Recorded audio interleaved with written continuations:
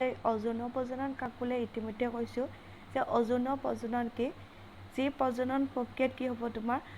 মতা বা মাইকী বা স্ত্ৰী বা পুংলিংগৰ কি নহয় প্ৰয়োজন নহয় বা কি নহয় কোনো ধৰণৰ জনন কোষৰ সৃষ্টি নহয় বা যোজন কোষৰ কি নহয় সৃষ্টি নহয় আৰু যোজন কোষৰ সৃষ্টিৰ অবিহনে যি প্ৰজনন প্ৰক্ৰিয়া সংঘটিত হ'ব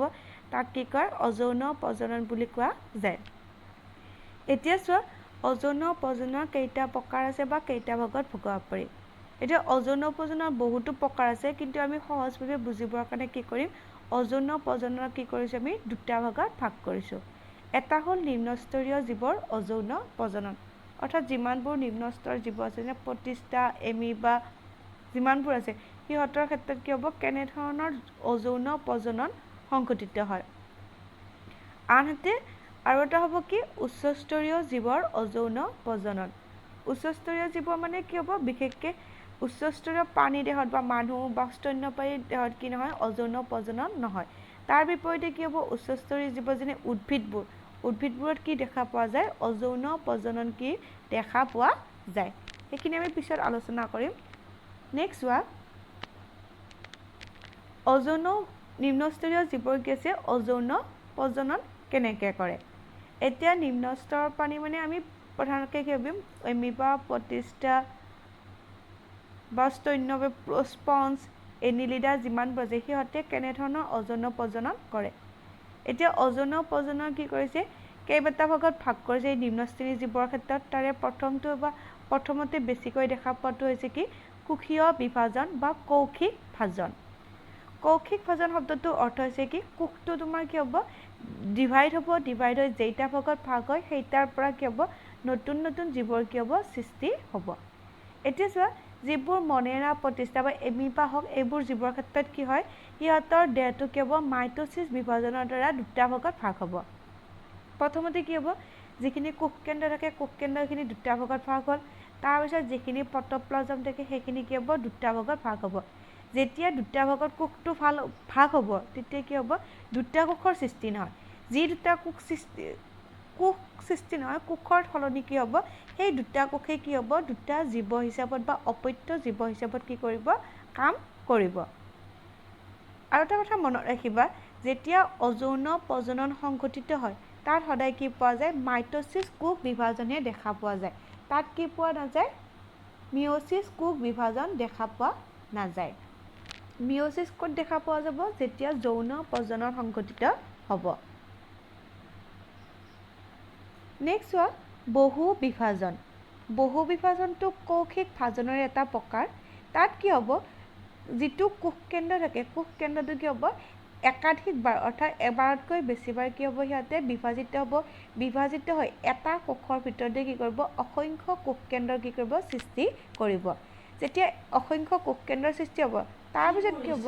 কোষটো বিভাজিত হৈ কি হ'ব বহুতকেইটা যিকেইটা কোষকেন্দ্ৰ থাকে প্ৰতিটো কোষকেন্দ্ৰই কি হ'ব এটা নতুন নতুন জীৱৰ কি কৰিব সৃষ্টি কৰিব। এতিয়া আমি বহু বিভাজন কেতিয়া দেখা পাওঁ কেতিয়াবা এমিবাৰ তোমাৰ কি হ'ব যেতিয়া সিহঁতৰ পৰিৱেশটো তোমাৰ প্ৰতিকূল অৱস্থাত থাকে। অনুকূল অৱস্থাত থাকিলে সিহঁতে দ্বিবিভাজন হ'ব কিন্তু যেতিয়া প্ৰতিকূল বা বেয়া অৱস্থা পায় তেতিয়া কি হ'ব কোষটোৰ ভিতৰতে কি হ'ব অসংখ্য কোষকেন্দ্ৰৰ কি হ'ব সৃষ্টি হ'ব। আৰু সিহঁতৰ যিটো চেল মেমব্ৰেনটো থাকে অৰ্থাৎ কোষ বেৰখন থাকে বা যিখন কোষাবৰণ থাকে কোষাবৰণখনে কি কৰিব এখন আৱৰণ হিচাপত কি কৰিব কাম কৰি থাকিব। যেতিয়া আকৌ বতৰটো বা এনভাইৰনমেণ্টটো কি হ'ব তোমাৰ অনুকূল অৱস্থালৈ যাব তেতিয়া কি হ'ব এই কোষকেন্দ্ৰৰ পৰা যিকেইটা কোষকেন্দ্ৰ আছে প্ৰতিটো কোষকেন্দ্ৰই কি হ'ব এটা এটা নতুন কোষ সৃষ্টি কৰিব আৰু প্ৰতিটো কোষে কি হ'ব এটা নতুন জীৱৰ কি কৰিব বা নতুন এটা এমিবাৰ কি কৰিব সৃষ্টি কৰিব। আৰু এইটো আৰু ক'ত দেখা পোৱা যায় যেতিয়া মেলেৰিয়া পৰজীৱী যেতিয়া হ'ব মেলেৰিয়া পৰজীৱীটো কি হ'ব দেহৰ ভিতৰত ইহঁতে কি কৰিব পাৰে অসংখ্য কোষকেন্দ্ৰ এবাৰ বিভাজিত হৈ কি কৰিব সিহঁতে অসংখ্য কোষকেন্দ্ৰৰ পৰা বা অসংখ্য কোষৰ পৰা অসংখ্য মেলেৰিয়া পৰজীৱী কি কৰিব পাৰে সৃষ্টি কৰিব পাৰে। নেক্সট চোৱা নিম্ন শ্ৰেণীৰ জীৱৰ আৰু এটা দেখা পোৱা যায় মুকুল উদ্গম বা বাডিং মানে কি কিছুমান কোষৰ কি থাকে তাৰ কাষৰ ফালে কিছুমান মুকুল বুজি পোৱা নাই কিছুমান বাড টাইপৰ বা টিউমাৰ টাইপৰ টেমুনা টাইপৰ থাকে ঠিক মুকুলৰ পৰা সিহঁতে কি হ'ব মুকুল হ'ব সেই মুকুলটোৰ পৰা কি হ'ব এটা এটা নতুন নতুন জীৱৰ কি হ'ব সৃষ্টি হ'ব যেনে আমি ক'ত দেখা পাওঁ হাইড্ৰা নামৰ জীৱটো দেখা পাওঁ তেনেকুৱা ধৰণৰ এইটো ছবিটোত দিছোঁ ছবিটোত চোৱা যিটো প্ৰথম ছবিটো হাইড্ৰা এটাৰ কাষত যিটো অকণমানকৈ আগবাঢ়ি আহিছে সেইখিনি কি ক'ব মুকুল বুলি ক'ব সেই মুকুলখিনি কি হ'ব পিছত গৈ সেই মুকুলখিনি কি হ'ব এডাল নতুন গছৰ সৃষ্টি হ'ব সৃষ্টি যেতিয়া মুকুলখিনিৰ সৃষ্টি হ'ব তাৰ পৰা কি হ'ব এইখিনি কি হ'ব ভাঙি যায় এডাল হাইড্ৰাৰ পৰা দুডাল হাইড্ৰা কি কৰিব সৃষ্টি কৰিব নেক্সট হোৱা পুনৰ উৎপত্তি বা ৰিজেনেৰেশ্যন পুনৰ উৎপত্তি মানে নতুন এটা বস্তুৰ পৰা নতুনকৈ কি হ'ব তোমাৰ সৃষ্টি হ'ব এতিয়া কিছুমান ক্ষেত্ৰত বিশেষকৈ হাইড্ৰাই হওক বা কিছুমান প্লেনেৰিয়ান এনেকুৱা জীৱ আছে সিহঁতৰ দেহটো কি হ'ব কেতিয়াবা কিবা কাৰণত কি হ'ব পাৰে আঘাতপ্ৰাপ্ত হৈ বা কিবা কাৰণত সিহঁতৰ কি হ'ব পাৰে দেহটো 2 টুকুৰা বা 3 টুকুৰা এনেকুৱাকৈ কি হ'ব টুকুৰকৈ কি হ'ব পাৰে ভাঙি যাব পাৰে যেতিয়া জীৱটো কেইবাটা টুকুৰাত ভাঙি যাব সেই টুকুৰাবোৰ ভাঙি গ'লে কি হ'ব টুকুৰাবোৰ কি নহয় তোমাৰ বা খণ্ডবোৰ কি নহয় মৰি নাযায় প্ৰতিটো খণ্ডৰ পৰা কি হ'ব এটা এটা নতুন কি হ'ব জীৱৰ সৃষ্টি হ'ব এতিয়া আমি যদি এনে কম মানুহৰ ক্ষেত্ৰত নহয় কিন্তু মানুহৰ ক্ষেত্ৰত যদি তেনেকুৱা হ'লে কি হ'ল হয়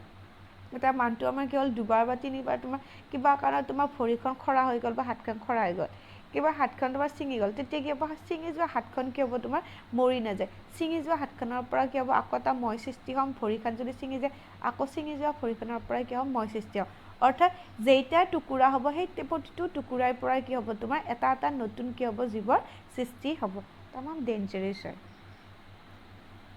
নেক্সট হোৱা ছবিটোত দেখুওৱা হৈছে যে প্ৰথমটো প্লেনেৰিয়া ছবি তাতে কি হৈছে প্ৰথমতে জীৱটো কি হৈছে কিবা কাৰণে 3টা খণ্ডত ভাঙি গ'ল আৰু যি 3টা খণ্ড ভাঙি গ'ল প্ৰতিটো খণ্ডৰ পৰা কি হ'ব এটা এটা প্লেনেৰিয়া সৃষ্টি হ'ব দ্বিতীয়টো ছবিটো হাইড্ৰাৰ ক্ষেত্ৰতো কি হ'ব ধৰা এই জীৱটো কি হৈছে তাৰ 3টা ভাগত ভাঙি গৈছে 3টা ভাগত ভাঙি যাওঁতে কি হ'ব প্ৰতিটো ভাগৰ পৰাই কি হ'ব এটা এটা নতুন কি হৈছে তোমাৰ জীৱৰ সৃষ্টি হৈছে মূৰটোৰ পৰা এটা নতুন হাইড্ৰা হ'ল মাজৰখিনিৰ পৰা এটা নতুন হাইড্ৰা হ'ল আকৌ তলৰখিনিৰ পৰা কি হ'ব এটা নতুন হাইড্ৰাৰ কি হ'ল সৃষ্টি হ'ল নেক্সট হোৱা ৰেণু আমি উচ্চ শ্ৰেণীৰ জীৱৰ ক্ষেত্ৰত ৰেণু জানোৱেই পুং ৰেণু বা স্ত্ৰী ৰেণু হওক কিন্তু পুং ৰেণু বা স্ত্ৰী ৰেণুবোৰ কি হয় তোমাৰ যৌন ৰেণু হয় কিন্তু কিছুমান নিম্ন শ্ৰেণীৰ জীৱ আছে বা উদ্ভিদ আছে সিহঁতৰ দেহত কি হয় তোমাৰ অযৌন ৰেণুৰ সৃষ্টি হয় অযৌন ৰেণু মানে সিহঁতৰ দেহৰ ভিতৰতে বা দেহৰ বাহিৰৰ বোলে কিছুমান টুকুৰাৰ কি হয় সৃষ্টি হয় সৰু সৰু টুকুৰা সেই ৰেণুকে সিহঁতক কি বুলি কয় ৰেণু বুলি কোৱা যায় আৰু সেইবোৰ ৰেণুৰ পৰাই কি হ'ব পাৰে সিহঁতে অযৌন ৰেণুৰ পৰা কি হ'ব পাৰে সিহঁতে বংশবৃদ্ধি কৰিব পাৰে বিশেষকৈ ক'ত দেখা পাওঁ ভেঁকুৰ বা শেলাই দেখা পাওঁ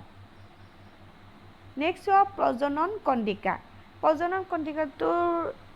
চাই লোৱা এইটো পৰীক্ষাত আহিয়ে থাকে যে কোনটো জীৱত আমি প্ৰজনন কণ্ডিকা দেখা পাওঁ এতিয়া যে যিবোৰ স্পঞ্জ বা ৰন্ধি পানী থাকে সিহঁতৰ দেহৰ ভিতৰত কি থাকে যে কোষপুঞ্জ থাকে আৰু কিছুমান কোষৰ পুঞ্জ মানে থোপ খাই থকা কিছুমান কি থাকে কণিকা থাকে সেই যিখিনি থোপ খাই থকা কণিকা বা থাকিব সেই কণিকাখিনিৰ পৰাই কি হ'ব সিহঁতে কি হ'ব পাৰে পিছলৈ প্ৰজনন অংগলৈ কি হয় ৰূপান্তৰিত হয় আৰু সেই প্ৰজনন অংগিকা বা প্ৰজনন কণ্ডিকাৰ পৰা কি সিহঁতে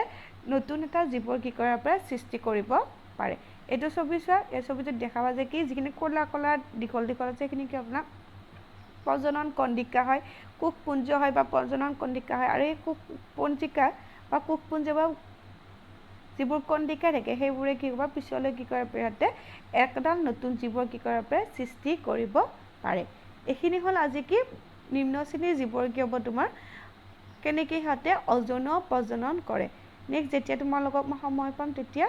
উচ্চ শ্ৰেণীৰ জীৱৰ ক্ষেত্ৰত কেনেদৰে অযৌন প্ৰজনন সংঘটিত হয় বা কি ধৰণৰ বা কি প্ৰকাৰত সংঘটিত হয় সেইখিনি আলোচনা কৰিম